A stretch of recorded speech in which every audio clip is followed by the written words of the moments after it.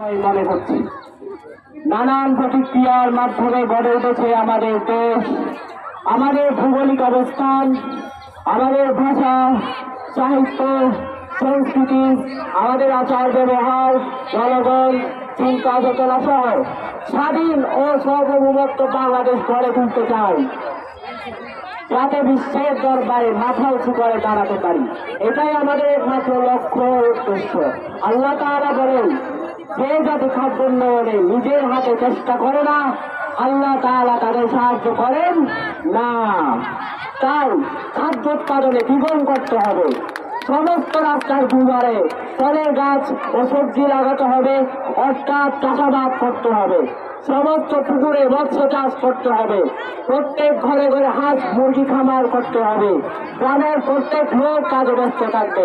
ছেলেরা ঘরের বাইরে এবং মেয়েরা ঘরে কুটির শিল্পের কাজ করবে, পরিবারের রায় বিক্রি করবে।